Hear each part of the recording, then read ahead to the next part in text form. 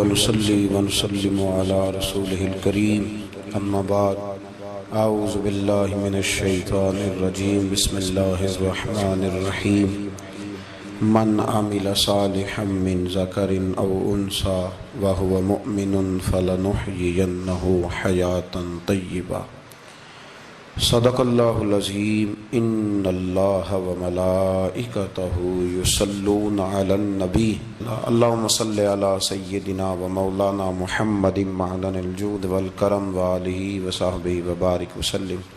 حمد و صلاة کے بعد آج رمضان المبارک کی 27ویں رات ہے۔ امام اعظم ابو حنیفہ رحمۃ اللہ علیہ سمیت بہت سارے بزرگ یہ فرماتے ہیں کہ یہی لیلۃ القدر کی رات ہوتی ہے۔ اگرچہ وہ اس بات کو طے نہیں کرتے لیکن فرماتے ہیں یہی اکثر ہم نے اسی مقام پر لیلۃ القدر کو پایا ہے۔ نبی رحمت علیہ الصلاۃ والسلام نے صحابہ کرام علیہم رضوان کے سامنے گزشتہ امتوں کے احوال ذکر فرمائے کہ 1,000 سال ان کی عمریں ہوتی تھی، 1500 سال تک وہ زندہ رہتے تھے۔ تو صحابہ کے دلوں میں تجسس پیدا ہوا کہ اگر عمر 1000 سال ہوگی تو نماز بھی تو 1000 سال ہی پڑھیں گے نا، اگر عمر 1500 سال ہوگی تو روزے، عبادتیں، یہ سارے کام بھی تو بڑے زیادہ کرتے ہوں گے۔ تو یہ شوق جب پیدا ہوا تو اللہ کریم نے فرمایا کہ محبوب میں ایک رات دیتا ہوں، لیلۃ القدر خیر من الف شہر، جو رات ایک ہوگی پر 1000 مہینے سے بہتر ہوگی، 1000 مہینے سے۔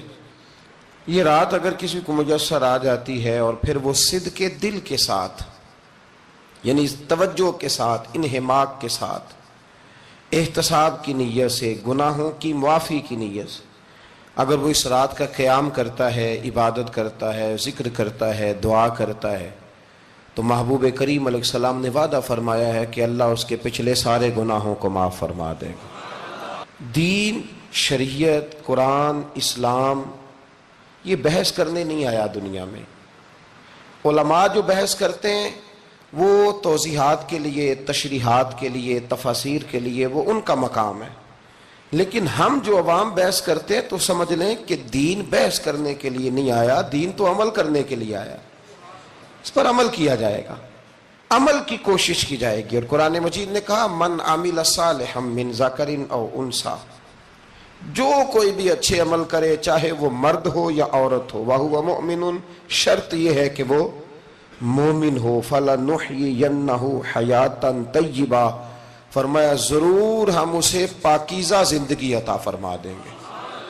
جو عمل والے لوگ ہوتے ہیں انہیں اللہ کون سی زندگی دیتا ہے؟ حیات طیبہ، پاکیزہ زندگی۔ اللہ پاک، صاف ستھری، غلاظتوں سے پاک زندگی دیتا ہے جو بندہ عمل کرتا ہے۔ توبہ کا مطلب یہ ہوتا ہے کہ میں پچھلے گناہ پہ شرمندہ ہوں اور آئندہ نہ کرنے کا پکا وعدہ کرتا ہوں۔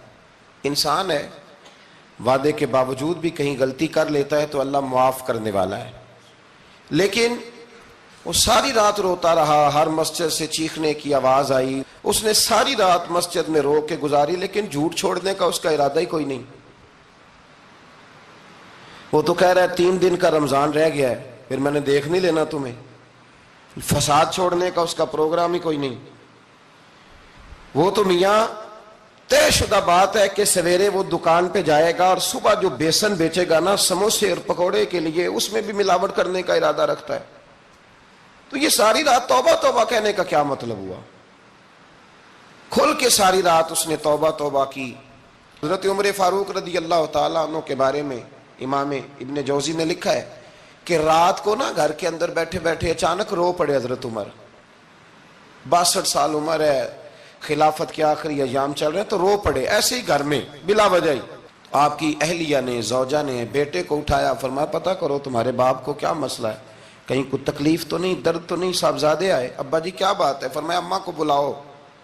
سب لوگ جمع ہو گئے تو جناب عمر فاروق رضی اللہ تعالیٰ عنہ فرمانے لگے کہ بیٹھو میرے ارد گرد۔ سب بیٹھ گئے تو فرمانے لگے آج جب میں مسجد سے نکلا تھا تو میرے نبی پاک کے سچے صحابہ، سچے رسول کے سچے صحابہ، حضور کے سچے غلام یہ کہہ رہے تھے کہ عمر بڑا ہی اچھا ہے، عدل والا ہے، انصاف والا ہے۔ تو ابا جی اس میں رونے والی کیا بات ہے؟ تو فرمانے لگے ڈر یہ لگتا ہے کہ باہر تو میں اچھا تھا، کہیں گھر میں تو نہیں کوتاہیاں کرتا رہا۔ میری بات پہ توجہ کرنا، کہیں گھر میں آپ باتیں سن لیں تو شاید جتنی میں کرتا ہوں دوسرا کاری کوئی نہ سکے، لیکن جب عمل کے راستے پہ ہم نکلتے ہیں تو وہ مسدود ہے، وہ بند ہے۔ عمل کس نے کرنا ہے؟ آپ کوئی آیت پڑھیں تو یہاں غلطی نکالنے والے 20 لوگ مل جائیں گے، 20 لوگ، لیکن اس آیت پہ عمل کرنے والے کتنے ملیں گے؟ تو حضرت عمر فاروق رو رہے تھے، کہنے لگے کہیں تمہارے حقوق تو نہیں پامال کرتا رہا۔ تو آپ کی اہلیہ نے جب سنا تو وہ کہنے لگی عمر مجھے تو بڑا پرانا شکوہ ہے، آپ کا جاہ و جلال اتنا تھا میں بات نہیں کر سکی۔ عمر تم نے سارا دن مسجد میں گزار دیا اور ساری رات نقاب اوڑھ کے مدینے کی گلیوں میں گزار دی، میں تو زندگی کی کوئی خوشی دیکھ ہی نہیں سکی۔ چاہ تو میرے اندر بھی تھے نا کہ میرا شوہر کچھ گھڑیاں بیٹھتا، کہیں مجھے لے کے جاتا، تو میں تو کچھ نہیں دیکھا، مجھے بڑا شکوہ ہے۔ تو حضرت عمر کہنے لگے چل اللہ کی رضا کے لیے معاف کر دے۔ بھئی معافی بیوی سے نہیں مانگی جا رہی، معافی اپنی غلطی کی مانگی جا رہی، یہ سمجھ لیں۔ بیوی کے لیے تو خامد کا بہت بڑا مقام ہے نا، لیکن یہاں غلطی کس بات کی ہے؟ اپنی کمزوری پر غلطی کا اعتراف کر کے معذرت کا سوال کیا جا رہا ہے۔ تو حضرت عمر کہنے لگے معاف کر دے۔ تو اہلیہ کہنے لگی میں نہیں معاف کرتی، میری شرط پوری کریں۔ فرمایا وہ کیا؟ فرمانے لگی قیامت میں جب اللہ آپ کے لیے جنت کا حکم دے گا تو آپ میری سفارش کریں گے اللہ کی بارگاہ میں؟ سفارش کریں گے کہ یا اللہ مجھے کپڑے دھو کے دیتی تھی، میری عزت کی حفاظت کرتی تھی، میرے بستر کو پاک رکھتی تھی، کہیں گے؟ تو حضرت عمر فرمانے لگے تیرے ساتھ وعدہ رہا، رب نے اگر عمر کو اپنے فضل، اپنے کرم اور اپنے محبوب کے صدقے جنت دی تو عمر تیرے بغیر جنت میں نہیں جائے گا۔ عمل کا رستہ، عمل کا رستہ دیکھیں نا، 2 دفعہ استاد بات کرتا ہے، 2 دفعہ، اور کوئی زیادہ، ایک تو ہے نا کہ ایم اے اور جناب ایم ایڈ اور ایم فل اور پھر پی ایچ ڈی قسم کا استاد، ایک وہ جو matric P T C teacher ہے نا، وہ 2 دفعہ اسٹوڈنٹ کو کام کہے تو تیسری دفعہ وہ ناراض ہو جاتا ہے، کہتا ہے میں 2 دفعہ کہا ہے۔ بچے کو آپ 2 دفعہ کہتے ہیں اور اگر تیسری دفعہ کہنا پڑے تو غصہ آتا ہے نہیں آتا؟ بھئی تو نے اتنی دفعہ کہا تو سمجھ نہیں رہا بات کو۔ اور اگر اللہ کریم قرآن مجید میں سینکڑوں دفعہ کہے نماز پڑھو، سینکڑوں دفعہ، اور یہ بہانے کر رہا ہے، یہ بھی پروگرام بنا رہا ہے، پھر کہتا ہے میں بے چین رہتا ہوں، میں بے قرار رہتا ہوں۔ عمل کا رستہ اس کو اختیار کریں، آپ سکون میں رہیں گے۔ بد عمل آدمی اور بے عمل آدمی یہ ہمیشہ پریشان رہتے ہیں، ہمیشہ۔ عمل کریں، توبہ کریں تو پھر بدل جائیں، پھر تبدیلی آئے، اور یہ کوئی مشکل کام نہیں، جو بدلنے والے تھے وہ بدل گئے، بڑا کچھ کرتے تھے پر پھر وہ لوگ بدل گئے۔ حضرت فضالہ رضی اللہ تعالیٰ عنہ کہتے ہیں کہ میں بڑا دلدادہ تھا عورتوں کا،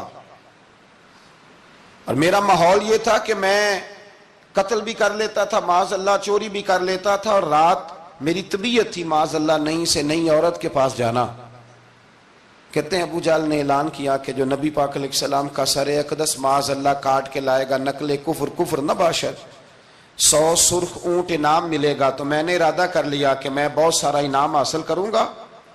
قرآن مجید میں نا اللہ فرماتا ہے کہ بہت سارے لوگ ایسے ہیں جنہیں اگر میں رزق میں کشادگی دے دوں، زیادہ پیسے دے دوں، فرمایا باغی ہو جائیں، وہ سرکش ہو جائیں۔ یہ بہت سارے لوگوں کو جو اللہ تبارک و تعالیٰ اعتدال میں رکھتا ہے تو یہ ان کے لیے بہتر ہے۔ ہر بندہ دولت کے ہوتے ہوئے نیک ہو سکتا، تو یہ اللہ اگر رکھتا ہے نا اعتدال میں تو شکر کرے اللہ کا، ورنہ تو لوگ عیاشیاں کریں، پتہ نہیں کیا کچھ کر گزرے۔ تو حضرت فضالہ کہتے ہیں کہ میں نے خنجر تیار کیا اور میں نے بغل میں اس کو چھپایا، اوپر میں نے چادر اوڑھ لی۔ اب مجھے پتا تھا ظہر کی نماز کے بعد نبی پاک صلی اللہ علیہ وسلم طواف کعبہ کے لیے، بیت اللہ شریف کے طواف کے لیے جاتے ہیں۔ کہتے ہیں میں بھی اس طرف بڑھا، رستے میں نا وہ خاتون جس کے گھر میں نے رات آنا تھا، میں نے دروازے پہ دستک دی، میں نے کہا کہ تیار رہنا، تیار رہنا، آج میں بڑے پیسے لے کے آؤں گا۔ اسے میں نے یہ کہا اور پھر میں چلا گیا بیت اللہ شریف کا طواف کرنے۔ کہتے ہیں اللہ کے محبوب بھی طواف کر رہے تھے تو میں نے بھی طواف شروع کر دیا۔ ارادہ یہ تھا کہ جہاں نبی پاک علیہ السلام میرے قریب سے گزریں گے تو موقع پا کر میں حضور کے جسم اقدس پر خنجر کھونپ دوں گا اور معاذ اللہ شہید کر دوں گا۔ کہتے ہیں حضور ایک دفعہ بھی میرے پاس سے گزرے تو میں ہمت نہ کر سکا، دوسری دفعہ بھی پاس سے گزرے تو میں ہمت نہ کر سکا، تیسری دفعہ بھی گزرے تو میں ہمت، نبی کریم صلی اللہ علیہ وسلم 2-3 دفعہ گزرے تو فرماتے ہیں کہ مجھے موقع نہ ملا، اس لیے کہ حضور فرماتے ہیں اللہ نے روب کے ساتھ میری مدد فرمائی، دشمن پر میرا روب طاری ہو جاتا ہے۔ فرماتے ہیں جب چکر پورے ہو گئے تو محبوب کریم نہ چھٹے چکر پہ فرمانے لگے فضالہ چکر ایک رہ گیا ہے، بے خبر ہو جو غلاموں سے وہ آقا کیا ہے، ایک پھیرا رہ گیا ہے۔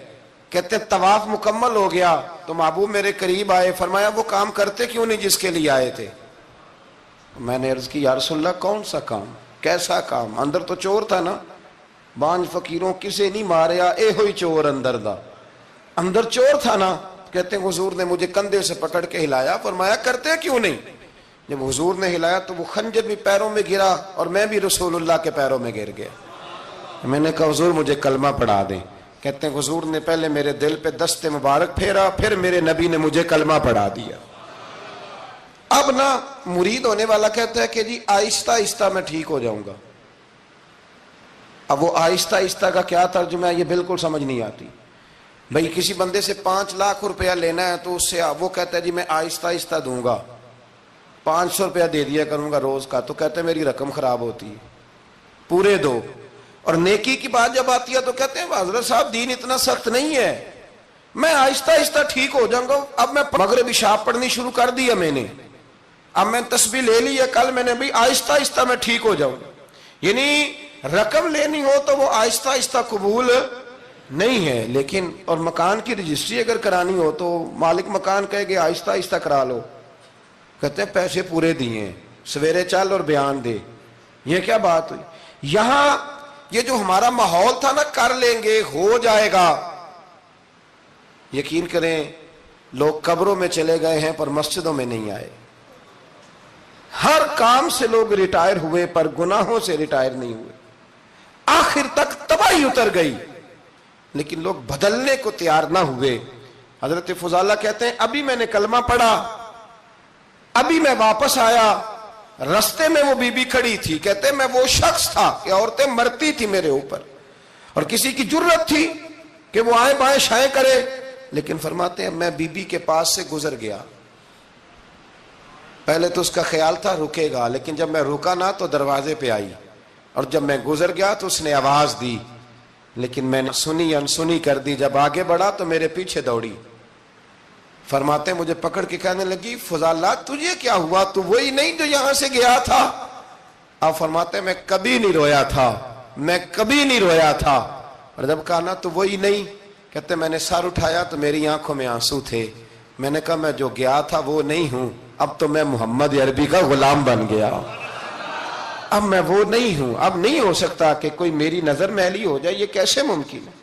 اب نا اسلام کی تعریف ہم نے یہ کی ہے کہ خبردار کوئی ہمارے قریب نہ آئے، ہم کسی کو بات نہیں کرنے دیتے کہ ہم مسلمان ہیں، ہم بات نہیں کرنے دیتے۔ پتہ کیا بات ہے، ایک میری یہ تقریر ہوتی ہے ممبر پہ اور ایک میرا عمل ہوتا ہے جب میں سفر کرتا ہوں، جب میں گاڑی میں بیٹھتا ہوں، جب میں دوستوں سے ملتا ہوں، جب ان دونوں باتوں میں تضاد آتا ہے نا، تضاد، تو لوگ تقریر کو جذبات نہیں کہتے، ایک فن بن جاتی ہے تقریر۔ آپ کو پتہ ہے نا واعظین نعت خواں کہتے ہیں میں نے محفل لوٹ لی، پھر لوگ شمار کرتے ہیں کتنے لوگوں نے سبحان اللہ کہی، پھر لوگ شمار کرتے ہیں کہ آج 5 بندے روئے بھی تھے جب میں تقریر کر رہا تھا، تو پھر یہ فن ہے، یہ جذبات کا اظہار۔ سمجھ لیں بات کو کہ عمل جب آپ نہیں نہ کرتے عمل، تو آپ خود بڑے بے چین رہتے ہیں کہ یار یہ میں کیا کر رہا ہوں، یہ کون سا گورکھ دھندا ہے کہ میرا عمل صفر ہوتا جا رہا ہے۔ ہمارے ایک استاد تھے تو وہ فرمایا کرتے تھے کہ اگر پڑھے لکھے آدمی کو تم بے عمل دیکھو تو اس سے دور ہٹ جایا کرو ورنہ تمہیں بھی بے عمل کر دے گا۔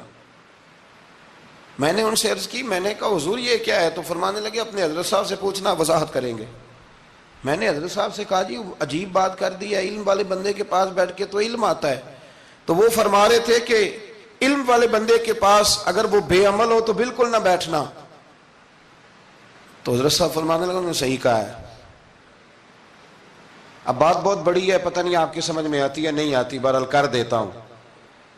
پڑھا لکھا بندہ اگر بے عمل ہو تو اس کے پاس، تو میں نے کہا حضور کیوں؟ فرمانے لگے اس لیے کہ وہ اپنی بے عملی پر بھی دلائل دے گا، وہ بے عملی پر بھی دلیلیں قائم کرے گا کہ یہ وجہ ہے تو اس لیے میں ایسے کر رہا ہوں. تو چونکہ وہ بے عمل ہے اور ہے پڑھا لکھا، نبی کریم صلی اللہ علیہ وسلم کے غلام نہ پل بھر میں بدل جاتے تھے. اور اللہ تعالیٰ بھی نا بڑے موقع دیتا ہے ہمیں، بڑے موقع. حضور نے فرمایا جس نے ایمان اور احتساب کی نیت سے روزے رکھے وہ نئی زندگی کا آغاز کرے، اس لیے کہ اللہ نے اس کے پچھلے سارے گناہ معاف فرما دیے. میرے نبی کریم علیہ السلام نے فرمایا جو شخص بیمار ہو گیا، مریض ہو گیا، اور نسائی شریف میں فرمایا کہ 3 دن تک بستر پہ رہا اور اس نے شکوہ نہ کیا اللہ کا، اور جب وہ شفا یاب ہو کے بستر سے اٹھا ہے نا، تب اللہ نے اس کے پچھلے سارے گناہ معاف فرما دیے. اور فرمایا جو حج کرنے گیا، حج کر کے واپس آیا، اللہ کے حبیب فرماتے ہیں یوں سمجھے کہ میں آج ہی ماں کے پیٹ سے پیدا ہوا. بڑے موقع اللہ نے دیے، بڑے موقع، بڑے سارے موقع عطا فرمائے کہ میں تیرے پچھلے گناہ معاف کر دوں گا. تو بھی تو نئی زندگی کا آغاز کرنا، تو بھی تو شروع کرنا نئے سرے سے، تو بھی تو بدل کے آنا، تو بھی تو اپنے اندر تبدیلی پیدا کرنا. سالوں بیت گئے، ہمیں سالوں بیت گئے، تقریر کرتے، تقریر سنتے، قرآن سنتے، پورا پورا قرآن سنتے، ترجمہ اور تفسیر لوگوں نے پڑھ پڑھ کے بڑا بڑا جگہوں پہ لوگ دلائل دیتے، بات کرتے. کب وہ وقت آئے گا جب ہم عمل کریں گے؟ تھوڑا تھوڑا مجھے سفر کرنا پڑتا ہے، دنیا میں گھومتا رہتا ہوں، تو کچھ چیزیں ایسی ہوتی ہیں جو کبھی کبھی انوکھی ہو جاتی ہیں. میں ایک جگہ پہ تھا تو وہاں 4 5 6 عمرے کے ٹکٹ تھے محفل میں. تو ہمارے آپ کو پتہ ہے نا وہ جو دلیلوں والے لوگ ہیں ان بیچاروں کو بھی کوئی دلیل نہیں ملتی. تو ایک صاحب مجھے کہنے لگا جی عمرے کا ٹکٹ دینا جائز ہے قرآن اندازی کر کے؟ میں نے کہا یار چلو جائز ہی رہنے دو، تیری مہربانی، کہ اب اس پہ بھی اعتراض آ گیا ہے. میں نے کہا 100% جائز ہے، کوئی اس میں کوئی ایسی بات نہیں ہے. لیکن اندازی تو شروع ہو گئی جو حدیث میں نہیں آئی، عمرے کے ٹکٹ والی ہے جائز، پر نبی پاک نے جس قرآن اندازی کا کہا تھا وہ کب ہوگی؟ حضور نے فرمایا تمہیں پہلی صف کے ثواب کا پتہ چل جائے تم قرآن اندازی کرو. وہ کس دن کرنی ہے؟ کس مسجد میں ہوتی ہے؟ حضرت عبداللہ ابن مسعود فرماتے ہیں تمہیں پتہ چلے اذان کا ثواب کتنا، تم قرآن اندازی کرو. کب کرنی ہے؟ کون پڑھے گا اذان؟ کون یہ آگے بڑھ کے کام کرے گا؟ بھئی جو قرآن اندازی حدیث میں ہے وہ کب ہوگی؟ یہ تو قرآن اندازی شروع ہو گئی اور ہو رہی ہے.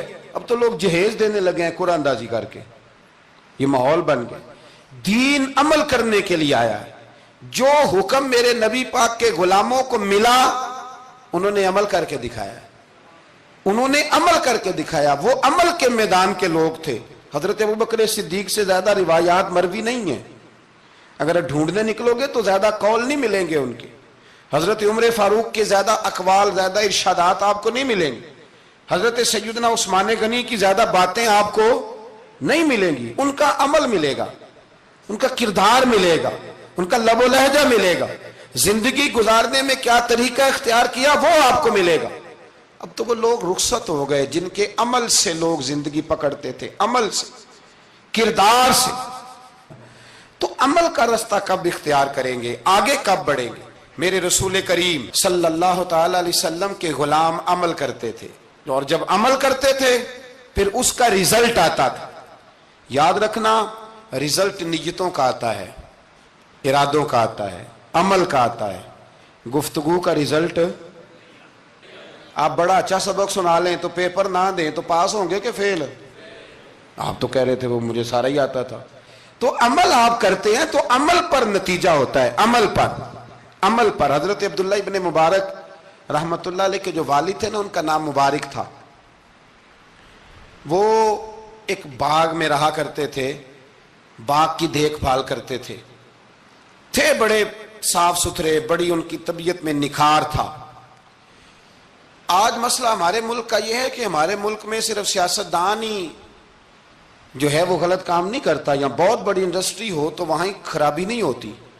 بلکہ ریڑھی والے کا بھی اگر ہاتھ پڑ جائے نا تو چھوڑتا وہ بھی کوئی نہیں، الا ماشاءاللہ۔ وہ بھی جو اچھے اچھے آم ہوتے ہیں وہ فرنٹ پہ لگائے ہوتے ہیں، اس نے دکھانے کے لیے اور ہوتے ہیں اور دینے کے لیے اور ہوتے ہیں، اور وہ کہتا ہے کہ یہ بھی تو میں نے بیچنے ہیں نا، تو بھئی اگر یہ بھی بیچنے تھے تو اکٹھے لگانے چاہیے تھے، لیکن معیار ہے نا ہمارا، عمل کا رستہ مسدود ہے۔ حضرت مبارک جو تھے وہ مالی کے طور پر غریب آدمی تھے تو کام کاج کرتے تھے۔ تو ایک دن باغ کا مالک آ گیا،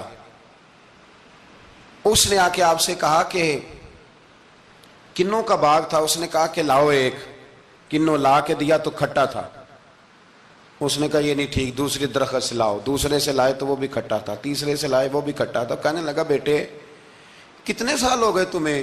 تو فرمانے لگے 10-12 سال۔ تو کہنے لگے تمہیں ابھی بھی نہیں پتا کس جگہ کا کنوں میٹھا ہے، سارے کڑوے لائے ہو؟ تو آپ فرمانے لگے آپ نے مجھے دیکھ بھال کے نہیں رکھا ہوا ہے، کنوں چکھنے کے لیے نہیں رکھا، مجھ سے قسم اٹھا لیں کبھی میں نے چکھا بھی ہو، اس لیے کہ میرے ذمے اور کام۔ باغ کا مالک اتنا خوش ہوا کہ اس نے آزاد بھی کر دیا، اپنی بیٹی کا نکاح بھی کر دیا، اور وہ باغ بھی آپ کو تحفے میں ہی دے دیا۔ ان کے گھر حضرت عبداللہ بن مبارک پیدا ہوئے۔ ان کے والد گرامی کہتے ہیں کہ ایک دن پھر ایسا ہوا کہ میں نے نا باغ بڑا سجایا، سوارا، محنت کری، بادشاہ آ گیا۔ تو بادشاہوں کو بھی کچھ چیزیں پسند آ جاتی ہیں نا، اور ہمارے ملک میں تو ڈھیر سارے لوگ بادشاہ ہیں، ڈھیر سارے لوگ بادشاہ ہیں۔ اگر کسی تگڑے بندے کو کسی غریب کی جھونپڑی پسند آ گئی پھر اسے دینی ہی پڑے گی، بلکہ ایسی ایسی خبریں سننے کو ملتی ہیں کہ چودھری صاحب نے آ کے کہا ہے کہ مفت دینی ہے کہ پیسے لے کے دینی ہے، یہ یہاں تک خبریں۔ تو بادشاہ آ گیا، اس نے دیکھا بڑا سجا سنورا باغ ہے، اس نے حضرت مبارک سے کہا کہ مجھے نا جوس بنا کے پلاؤ کنوں کا۔ تو حضرت نے اسے نا جوس دیا، اس نے پیا تو بڑا مزہ آیا، کہنے لگا ایک گلاس اور نہیں دیتے؟ تو حضرت اور بنانے لگے تو اس کے دل میں نا اس سے پہلے خیال آ گیا کہ باغ بڑا شاندار ہے اور پھل بھی بڑا مزیدار ہے، تو قبضہ نہ کر لوں، اپنا ہی نہ ہو جائے، یہ اس کو دیتے ہیں تھوڑے بہت پیسے، یہ نکل جائے گا، نہ بھی نکلا تو ڈانٹ دیں گے۔ اتنی دیر میں نا حضرت مبارک رحمت اللہ تعالیٰ علیہ ایک گلاس شربت کا اور بنا کے لے آئے، بادشاہ کو دیا نا، تو اب جو گلاس آیا تو کڑوا تھا، کسیلا تھا، کھٹا تھا۔ تو بادشاہ کے گلے کو پڑا تو کہنے لگا یہ تم نے کیا کیا؟ پہلے تو بڑا میٹھا تھا، باغ وہی ہے تو ذائقہ کیسے بدل گیا؟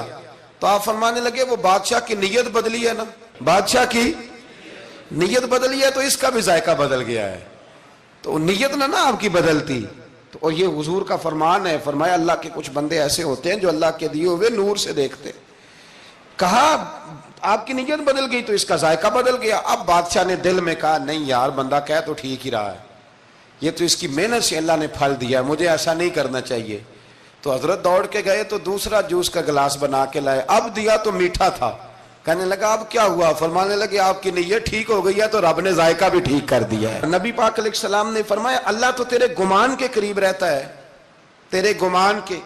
یہ میں بچوں کو نا تھوڑے دن پہلے میں انہیں کہہ رہا تھا دین میں آگے بڑھنے کے لیے کوئی سیاست نہ کرنا، کوئی چکر نہ چلانا۔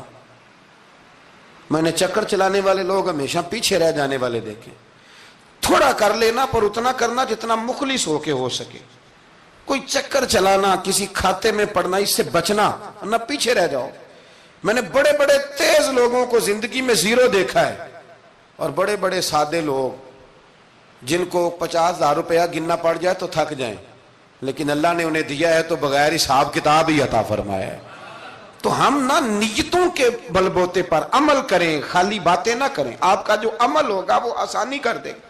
حضرت حبیب اجمی بڑے مالدار تھے، دنیا میں ڈھیر سارا فساد مالداروں کی وجہ سے ہوتا ہے۔ یہ جو شادیاں مہنگی ہوئی ہیں نا، یہ ابھی تھوڑا عرصہ پہلے کی بات ہے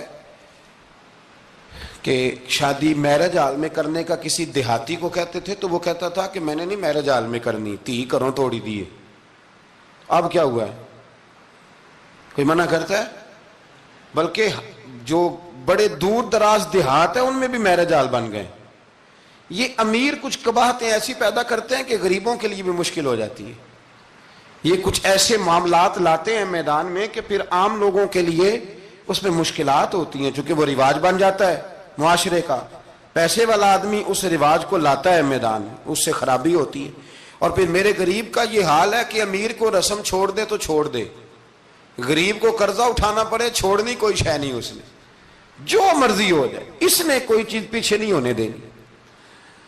حضرت حبیب اجمی بڑے مالدار تھے، تو وہ کاروبار کر کے، مالدار لوگ جو ہوتے ہیں نا، یہ تو کہتے ہیں پیسے کو پیسہ، ہے نا، کتنا مشہور ہے جملہ، پیسے کو پیسہ، تو یہ پھر مارکیٹ میں پیسہ پھینکتے ہیں، تو یہ پیسہ کھینچنے کے لیے پیسہ پھینکتے ہیں، پھر ایک دوسرے کو کہتے ہیں تیری وجہ سے مہنگائی ہوئی ہے، تیری وجہ سے مہنگائی ہوئی۔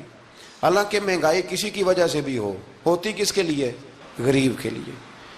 مطلب پیٹرول مہنگا ہوا تو کرایہ بڑھ گیا بس کا، لیکن پیٹرول سستا ہوا تو کبھی کرایہ بھی سستا ہوا ہے، اس نے ادھر ہی رہنا ہے۔ تو مہنگائی کس بیچارے کے لیے ہوئی؟ غریب کے لیے، جس نے گھر جانا ہے نا، اس نے گھر جانا ہے۔ ابھی ہمارے ایک بچے نے جانا تھا، تو سفر لمبا تھا، تو کہہ رہا تھا 1000 روپیہ میرے پاس ہے پر کرایہ 1500 لگتا ہے۔ ابھی بھی لوگ حساب کرتے ہیں اور پھر سوچتے ہیں کہ رستے میں شے کوئی نہیں کھانی، اس لیے کہ پھر کرایہ کہاں سے دوں گا، مینج کر کے رکھتے ہیں۔ یہ خدمت ہوتی ہے نا علماء کی، حفاظ کی، تو مجھے پتہ ہے، میں اس قبیلے کا آدمی ہوں، مجھے پتہ ہے کہ یہ کیسے حساب کر کے رکھتے ہیں کہ اب اتنے آئے ہیں تو اس میں سے یہاں، جس کے پاس ہیں ہی بڑے لمیٹڈ سے، تو وہ بیچارہ پہلے سے سوچ کے بیٹھا ہوتا ہے، مجھے پتہ ہے۔ جن کے پاس پھر بے حساب ہوتا ہے وہ پھر مارکیٹ میں پھینکتے ہیں تو کھینچتے ہیں، ظلم کرتے ہیں۔ حضرت حبیب اجمی کہتے ہیں جب مال دیا اللہ نے تو میں نے سود کا کام شروع کر دیا۔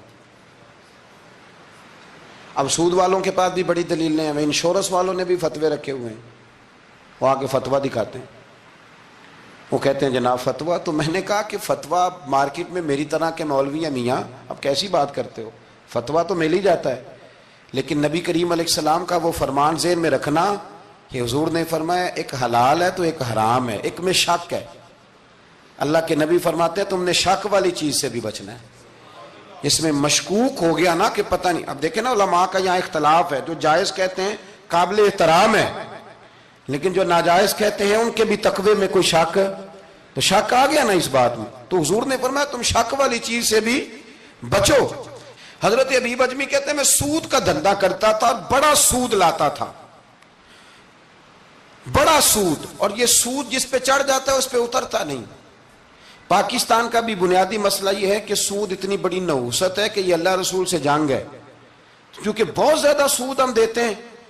اس لیے میں تو آپ کو پتہ ہے جو کوئی برا کام کرے اس کو برا کہنا چاہیے، حکومتی لیول پر تنقید اس لیے اچھی ہوتی ہے کہ لوگوں تک جب پہنچتی ہے تو فائدہ دیتی ہے، لیکن جو بندہ اچھا کام کرے اس کی اچھائی کو بھی بیان۔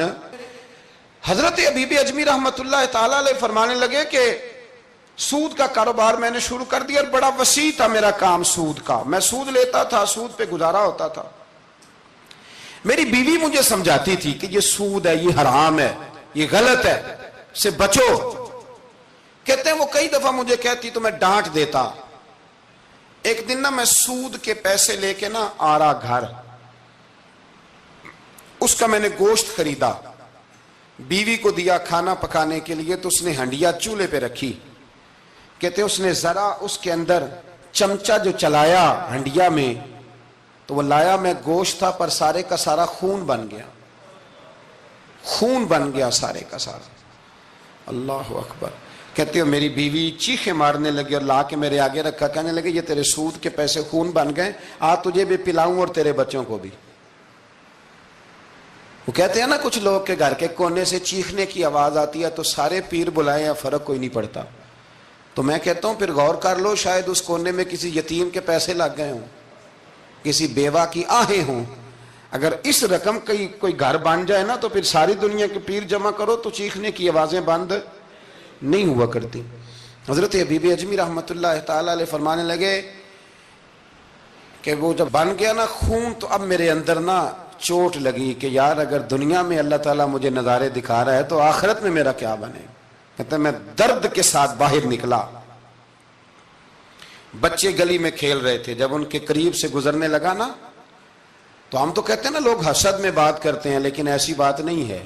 کچھ شریر لوگ ہوتے ہیں جو حسد میں بات کرتے ہیں، پر دیکھنا چاہیے کہ لوگ ہمارے بارے میں کیا کہتے ہیں۔ انتم شہداء اللہ فی الارض، حضور نے فرمایا تم زمین پر اللہ کے گواہ ہو، مومن جو تمہارے بارے میں کہے کان لگا کے سنو۔ لوگ تمہیں کیا کہتے ہیں، کن لفظوں سے یاد کرتے ہیں؟ جن لفظوں سے لوگ دنیا میں یاد کرتے ہیں، مرنے کے بعد بھی انہی لفظوں سے یاد کریں گے، انہی لفظوں سے۔ کوئی تمہارے لیے ہاتھ اٹھا کے دعا نہیں کرے گا۔ ہاں اگر تم نے خیر کی ہوگی تو پھر لوگ گلیوں سے نکل نکل کے آئیں گے، پھر لوگ روئیں گے کہ بندہ بڑا تھا۔ تو حبیب اجمی کہتے ہیں میں باہر نکلا تو بچے کھیل رہے تھے، تو ایک بچہ ان میں سے کہنے لگا پیچھے ہٹ جاؤ، پیچھے ہٹ جاؤ، بڑا ظالم ہے، بہت بڑا سود خور ہے۔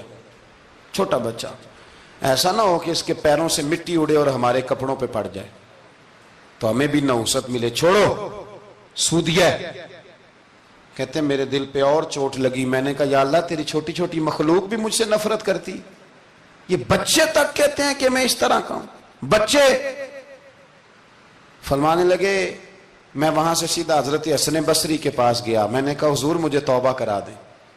یہ پتہ ہے اللہ والوں کے پاس لوگ کیوں جا کے توبہ کرتے تھے، مرید ہوتے تھے؟ اس لیے کہ توبہ پہ قائم رہنا بڑا مشکل ہوتا ہے۔ کوئی ایسا بندہ ہونا چاہیے جو ہمیں توبہ پہ قائم رکھے، جو روز ہمیں نصیحت کرے۔ دیکھیں نا، ہمارے سینئر ہوتے ہیں ہر فیلڈ میں، اگر کہیں ہم الجھ جاتے ہیں تو اپنے سینئر سے بات کرتے ہیں۔ تقوی کے پرہیزگاری کے راستے میں بھی ہمارا کوئی سینئر ہونا چاہیے تاکہ وہ ہمیں بتائے کہ پرہیز کہاں کرنی ہے، دوائی کیسے کھانی ہے اور آگے کیسے بڑھنا ہے۔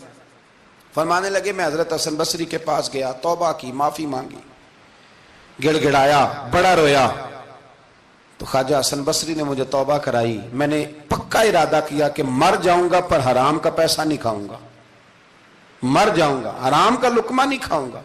ویسے بھی ہم زیادہ کھا نہیں سکتے، یہ وارثوں کا مال ہوتا ہے، ہمارا تھوڑی ہوتا ہے۔ ہم کسی کے مال کے محافظ بنے رہتے ہیں، اور کھائے گا کوئی اور حساب دے گا۔ اور جہاں تک بچوں کا معاملہ ہے نا، بچے اچھے ہوں نا تو پیسے بانی جاتے ہیں، اور بچے نالائق نکل آئیں تو جو ہوں وہ بھی اجڑ جاتے ہیں۔ تو اس لیے محنت تربیت پر ہونی چاہیے، نہ کہ بینک بیلنس پر ہونی چاہیے۔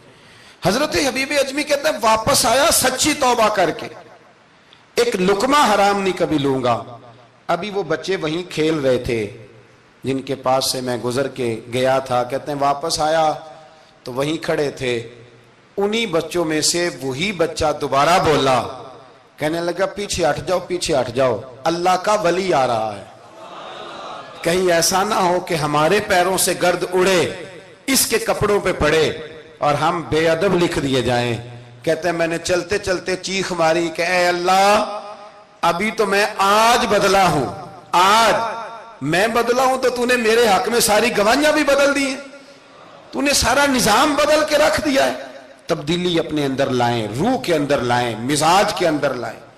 یہ شب قدر کی رات ہے، توبہ اور استغفار کریں، لیکن بدلنے کے ارادے سے، چھوڑنے کے ارادے سے۔ اعلیٰ حضرت فاضل بریلوی رحمت اللہ علیہ جب ذی الحج کی آخری رات ہوتی تو فرماتے صبح سال بدل رہا ہے تو ہمیں بھی بدل جانا چاہیے۔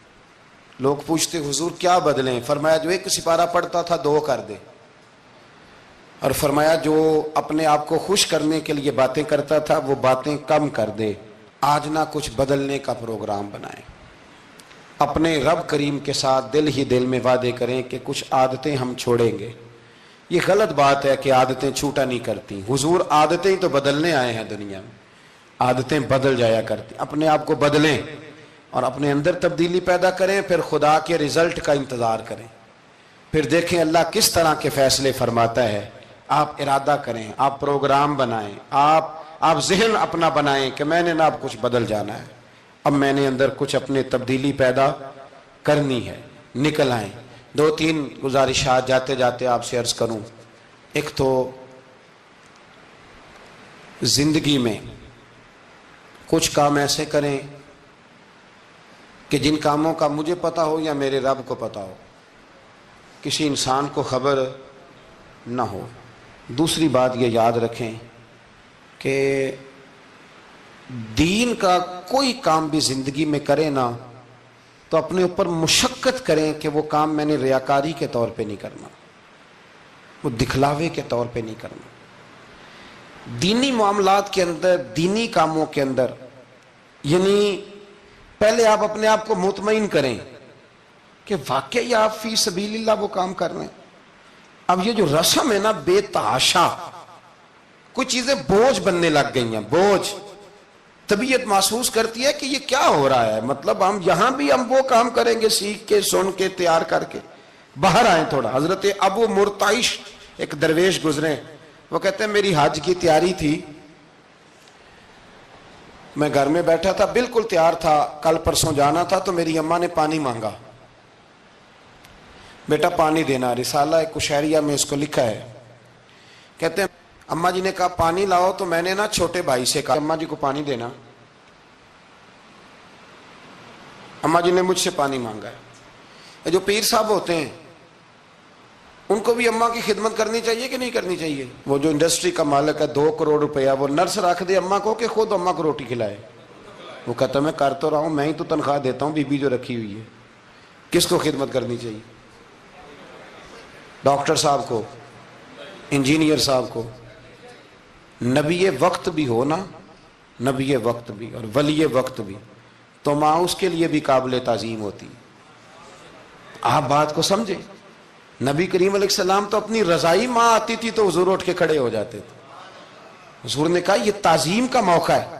حضرت ابو مرتعش کہتے ہیں اماں نے پانی مانگا، کل میں نے حج پہ جانا تھا، چھوٹے بھائی سے کہا ذرا اماں کو پانی دینا، چونکہ میں تو پیر صاحب ہوں، میں تو علامہ صاحب ہوں، 25-30 آدمی ابھی گلی میں کھڑے ہیں مجھے ملنے والے، پتر تو پانی لا دے، پانی کی بات ہی ہے نا۔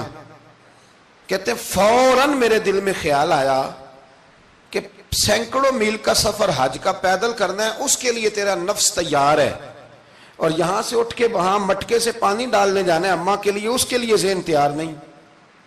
فرماتے ہیں پھر میرے اندر سے آواز آئی کہ یہ تو حج کرنے جا رہا ہے نا، اس میں لوگ تجھے حاجی کہیں گے، اور واپسی پہ تیرے گلے میں پھولوں کا ہار ڈالیں گے، لیکن اماں کو پانی پلانے پر تو کوئی بندہ انعام نہیں دے گا، کوئی شور نہیں ہوگا۔ تو فرماتے ہیں میں سمجھ گیا کہ ابھی میں حج کے لیے نفسیاتی طور پر تو تیار ہوں پر دلی طور پر تیار نہیں ہوں۔ کہتے ہیں میں نے حج کا ارادہ چھوڑ دیا۔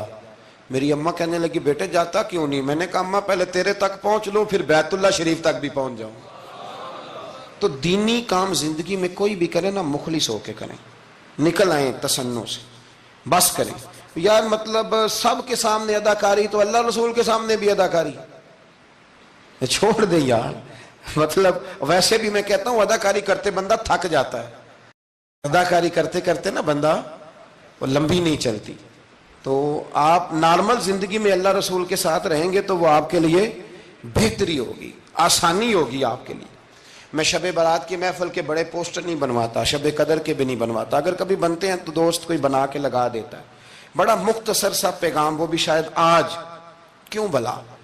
میں دوستوں کو ہمیشہ کہتا ہوں کہ جس کو تنہائی میں شب قدر میں مزہ آتا ہے نا اللہ اللہ کرنے کا، وہ تنہائی میں کرے، لیکن زیادہ تر لوگ کر نہیں پاتے، اس لیے ہم محفل کو سجاتے ہیں۔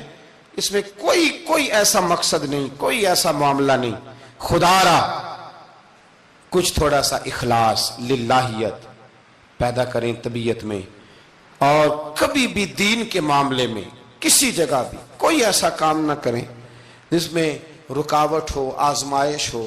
ابھی کی بات بتاتا ہوں، میں نے ہمارے جو تراویح کے حافظ صاحب ہیں ان کی خدمت کی، ابھی ہم نے، مجھے ایک سنگی کہنے لگے آپ نے بتایا نہیں کیا دیا ہے۔ میں نے کہا میرے خیال میں بتانے کے لائق ہوتے تو شاید بتاتا، اب آپ کسی کو 2-4 ہزار دے کے اس کا اعلان کریں گے تو یہ کچھ چیزیں ہیں نہیں اعلان کرنے والی۔ پھر یہ کہ وہ میں دیکھتا رہتا ہوں نا جی، تصویریں پہنچتی رہتی ہیں کہ جو 500 دے رہا ہے وہ بھی فوٹو کھنچوا رہا ہے، جو سوٹ دے رہا ہے وہ بھی فوٹو کھنچوا رہا ہے۔ تو جو ایک جگہ پہ میں کھانے کے لیے بیٹھا تھا ٹیبل پہ، تو انہوں نے پہلے نا برتن اٹھا کے تو چاولوں کی فوٹو کھینچی، پھر قورمے کی کھینچی، پھر ساری چیزوں کی۔ تو میں نے کہا کہ یار پہلے ہمیں پوچھ لو ہم نے کیا کیا کھانا ہے، جو کھائیں گے اس کی فوٹو کھینچ لینا۔ اب تم ہماری فوٹو کے ساتھ قورمہ فٹ کرو گے تو لوگ تو کہیں گے نا مولانا کھا کے گئے، تو میں نے پتہ نہیں کھانا ہے نہیں کھانا۔ تو آپ ڈریں اللہ تعالیٰ سے، ہر بات میں تھوڑی یہ مطلب تسنع آئے گی، ہر بات کے اندر تھوڑا یہ معاملہ رہے گا۔ تو تیسری گزارش جو بڑی ضروری اور بڑی اہم ہے، دنیا میں جو چیز اس وقت سب سے زیادہ پریشانی کا شکار ہے وہ دینی اقدار ہیں۔ ہر شعبے میں تیزی سے کام ہو رہا ہے، تیزی سے، اور دینی اقدار کو لوگ پیچھے کرتے جا رہے ہیں۔ کئی بہانے ہیں لوگوں کے پاس، کہتے ہیں مولوی لڑتے بڑا ہیں تو ہم کدھر جائیں۔ تو تو میں کہتا ہوں کون سا مولوی کہتا ہے شراب پیو؟ کہا ہے کبھی کسی مولوی نے؟ وہ کوئی بھی ہو، کسی نے کہا ہے کہ رشتہ داروں کے تعلقات خراب کر لو؟ کسی نے کبھی کہا ہے کہ ڈاکے مارو؟ تو آپ کیا بات کرتے ہیں صاحب؟ کون سا مولوی کہہ رہا ہے کہ چوریاں کرو؟ تو دینی اقدار اور چیز کا نام ہے، اصول میں اختلافات ہیں، وہ اپنی جگہ پہ قائم ہے، وہ رہیں گے، چلے آ رہے ہیں، لیکن آپ دینی اقدار کا خیال کریں۔ اب نئی بحث چھڑ گئی ہے کہ مسجد میں سیمنٹ کی بوری دینے سے بہتر ہے کسی غریب کو آٹے کا تھیلا دے دو۔ اصل بات یہ غریبوں کی آواز بند کرنا چاہتے ہیں۔ ایک مسجد واحد جگہ ہے جہاں سے غریبوں کی آواز بلند ہوتی ہے۔ سویرے تجربہ کرنا، سویرے کسی مسجد میں افطاری کے وقت پہنچنا، لائنوں میں لگ کے لوگ افطاری کر رہے ہوں گے اور سینکڑوں لوگ روٹی کھا رہے ہوں گے، اور ان میں امیر کوئی بھی نہیں ہوگا، سارے ماڑے لوگ ہوں گے۔ تو مسجد ہی تو ہے، جب بنتی ہے تو غریب کی بات ہوتی ہے، غریب کو روٹی ملتی ہے۔ یہ مدارس کے اندر سیٹھوں کے بچے پڑھنے آتے ہیں، تو یہ کفالت خانہ نہیں سمجھتے آپ تو لوگوں کو بھکاری بنا رہے ہیں، بھکاری۔ مجھے پتا ہے کہ بہت بڑے ہاسپٹل میں جو صدقات اور زکوٰۃ کے نام پہ بنا ہے، وہاں بھی اگر آپ نے علاج کرانا ہے تو آپ کو پہلے رسوا ہونا پڑتا ہے۔ ناراض نہ ہونا، میں بتا رہا ہوں رسوا ہونا پڑتا ہے، میں ذمہ داری سے کہہ رہا ہوں۔ وہ کہتے ہیں جاؤ جا کے اپنے علاقے سے لکھوا کے لاؤ کہ ہم نے زکوٰۃ میں سے علاج کرانا ہے۔ لکھوانا پڑتا ہے کہ نہیں لکھوانا پڑتا؟ یعنی جو ہسپتال بنا ہی صدقات اور زکوٰۃ پہ ہے، میں کسی کو ٹارگٹ نہیں کر رہا، لیکن وہ کہتے ہیں جاؤ 4 آدمیوں سے لکھوا کے لاؤ۔ پہلے آپ نے لکھوانا ہے، پھر آپ نے تصدیق کرانی ہے، پھر پاپڑ بیلنے۔ تو کتنے لوگوں کے سامنے پردہ کھلا کے زکوٰۃ کے ساتھ آپ یہ کرا رہے ہیں۔ اور اصول کیا ہے؟ صدر الشریعہ فرماتے ہیں اگر تمہیں پتہ ہے میرے بھائی کو زکوٰۃ لگتی ہے تو بتا نا زکوٰۃ ہے، اسے کیا یہ عیدی ہے، بچوں کے کپڑے لے لینا، اسے بتا نا، پڑھیے بارے شریعت، بتا نا، اسے کہہ کہ یہ میری طرف سے تحفہ ہے، اسے کہہ ہی نا۔ اسلام اتنی پردہ داری، یہ جو ہمارے مدارس ہیں نا، میں بڑی ذمہ داری سے، یہ مجھ سے پہلے ایک دوست نے پوچھا، پھر 2 4 5 لوگوں نے پوچھ لی یہ بات، تو میں نے کہا کہ نبی پاک کو یتیموں غریبوں کا بڑا خیال تھا، پر حضور نے تو مدینے آ کے سب سے پہلے مسجد ہی بنائی ہے، حضور نے باقی سارے کام بعد میں کی۔ تو یہ اب نیا پراپوگنڈا ہے۔ دینی اقدار میں تھوڑا تھوڑا نا اپنا حصہ ڈالے۔ کس طرح بھلا؟ کس طرح؟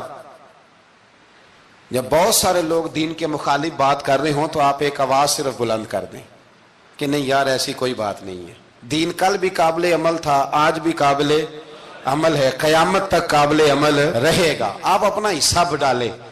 وہ چندے دینے، وہ باقی معاملات بڑے بعد کے ہیں، لیکن میں سمجھتا ہوں سب سے زیادہ جس چیز کی ضرورت ہے وہ یہ ہے کہ ہم دین کے نمائندے بنیں۔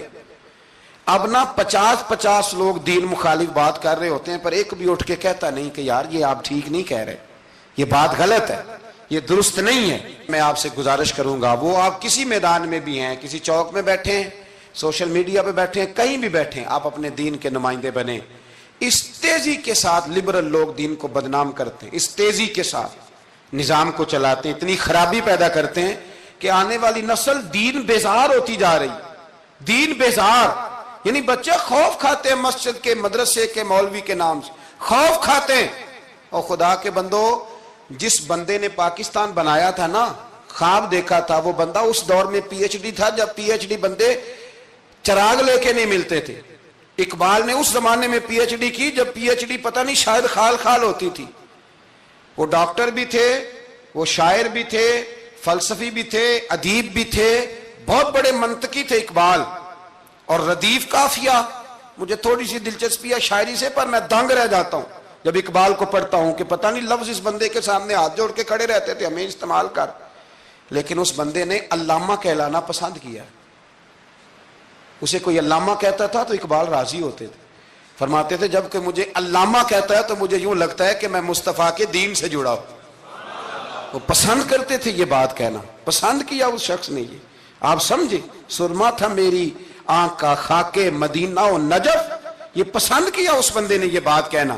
اس نے پسند کیا اپنے آپ کو رسول اللہ صلی اللہ علیہ وسلم کا غلام کہنا۔ آپ سمجھے، نہ جہاں میں کہیں بھی اما ملی، جو اما ملی تو کہاں ملی، کہنے لگے میرے جرم خانہ خراب کو تیرے عفو بندہ نواز۔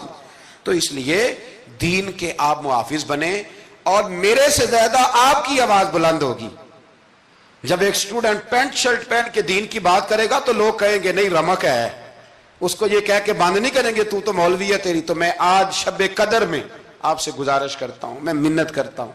اب نہ بڑی تباہی ہو گئی ہے, میری نسل کے آنے والے بچے دین بیزار ہو گئے, وہ ڈرتے ہیں, شب قدر کی راتوں میں مسجدوں میں نہیں آتے, شب برات کی راتوں میں مسجدوں میں نہیں آتے. ایک تیزی سے جال پھینکا گیا ہے اور کافر اس میں کامیاب ہے. خدا را واپس لوٹو, اپنے دین کے نمائندے بنو. اقبال کہا کرتے تھے میری زندگی کا مقصد تیرے دین کی سرفرازی, میں اسی لیے مسلمان, میں اسی لیے نمازی. کہنے لگے یا رسول اللہ میں مسلمان بھی اس لیے ہوں کہ میں دین کی بات کروں گا, اور نماز بھی اس لیے پڑھتا ہوں کہ تیرے دین کا جھنڈا بلند ہوگا.